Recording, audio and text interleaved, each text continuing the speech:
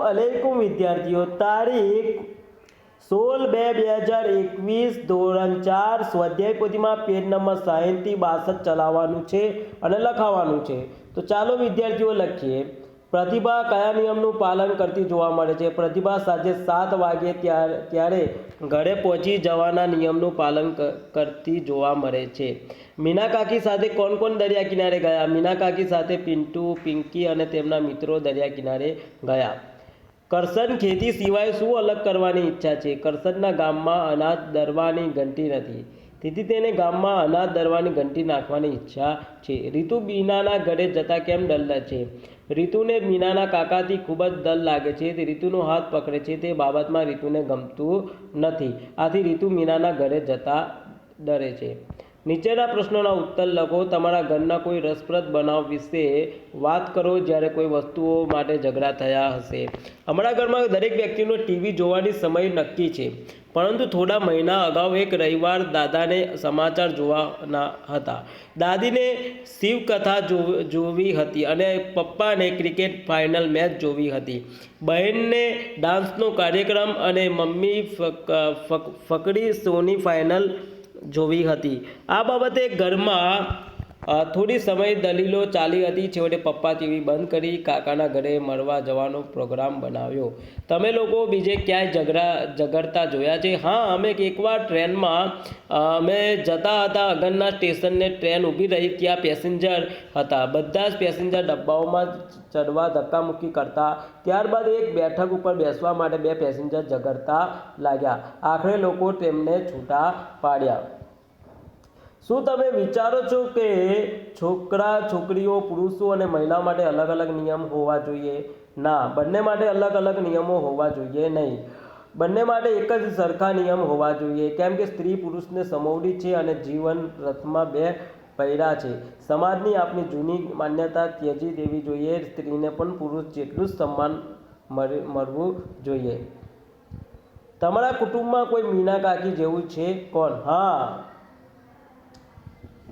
હા, મારા કુટુંબમાં મારા મમ્મી મીના કાકી જેવા છે। તે પણ કોઈ પણ વ્યવહારમાં કે બજારમાં શાકભાજીને વેપારીની ભૂલ થાય તરત જ ભૂલ સુધારીને પૂરેપૂરા પૈસા આપી દે છે। મેં ઘણીવાર મારી મમ્મીને આવા કરતાં પ્રત્યક્ષ નિહાળી છે। જો મીના કાકી કુલ્ફી વેચનારને ઓછા પૈસા ચૂકવ્યા હોત તો બાળકો શું વિચાર્યું હોત? આ વિશે તમે વિચારો। જો મીના કાકીએ કુલ્ફી વેચનારને ઓછા પૈસા ચૂકવ્યા હોત તો બાળકના મનમાં મીના કાકીના અપ્રામાણિકતા છે અને ગરીબ પ્રત્યે દયાળુ નથી એવી છાપ ઊભી થાત। આ વિશે મારા વિચારો પણ બાળકોનો જેવા છે। અક્ષયની દાદીએ તેની અનિલના ઘરે પાણી પણ ન પીવાની ચેતવણી કેમ આપી? અક્ષયના દાદીમાં સ્વચ્છતામાં ખૂબ જ આગ્રહી છે। અનિલના ઘરે એક અવારનવાર કોઈને કોઈ બીમાર રહે છે। દાદીમાં અમે સમજે છે કે અનિલના ઘરે સ્વચ્છતા જળવાતી નથી, તેથી તેના ઘરેથી બીમાર જવાનું નામ લેતી નથી। અક્ષયને અનિલના ઘરે પાણીએ પીતો પણ બીમાર પડીએ તેવી સંભાવના હોવાથી અક્ષયની દાદીએ તેના અનિલના ઘરે પાણી પીવાની ચેતવણી આપી। તમારી સાથે આવું ક્યારે થયું છે કે તમારે કંઈક કરવું હોય અને તમારા કુટુંબમાં વડીલો તેના માટે મંજૂરી ના આપે? હા, મારી સાથે આવું એક દિવસ થયું હતું। મારા સોસાયટીના મિત્રો સાથે મળીને સોસાયટીથી થોડે દૂર આવેલા મેદાનમાં ક્રિકેટ રમવા જતા હતા, ત્યારે તેમની સાથે જવું હતું, પરંતુ દાદી જાણતા હતા કે તેમાંથી 2-3 છોકરા તોફાની છે, આથી તેમણે મને તેમની સાથે રમવા જવાની સ્પષ્ટતા પાડી દીધી અને સોસાયટીમાં જ રમવા જણાવ્યું। મીના કાકી સાથે ગયેલા બાળકો દરિયા કિનારે શું કર્યું? બાળકો દરિયા કિનારે રેતી અને પાણીમાં રમ્યા, બાળકોએ ચકડોળ સવારી કરી, ભેળપૂરી ખાધી, ફુગ્ગાઓ લીધા અને બરફના ગોળા કુલ્ફીની મજા માણી। તો સ્વચ્છતા વિશેના સૂત્રો લખો। સ્વચ્છતામાં પ્રભુનો વાસ, સ્વચ્છતા ત્યાં પ્રભુતા, સ્વચ્છ તન બને સ્વચ્છ મન, સ્વચ્છ રહો તંદુરસ્ત બનો, અહીં ગંદકી કરવી નહીં, કચરો કચરા પેટીમાં જ નાખવો, શૌચક્રિયા માટે શૌચાલયનો ઉપયોગ કરવો। હોટ પ્રશ્નોમાં મમતાના કુટુંબે ઈચ્છા ન હોવા છતાં કયો કાર્યક્રમ જોઈ પડ્યો? Football match. પ્રતિભા સાંજે 7 વાગે ઘરે જવા કેમ ઉતાવળી હતી? છોકરીને સાંજે 7 વાગે ઘરે આવવાનો નિયમ હતો।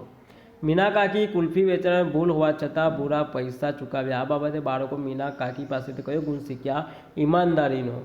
તો વિદ્યાર્થીઓ, અહીં તમારે પેજ નંબર 60થી 62 સુધી તમારે સ્વાધ્યાય પોથીમાં લખવાનું છે. હોમવર્કમાં પેજ નંબર 60થી 62 સુધી લખવાનું છે. અલ્લાહ હાફિઝ.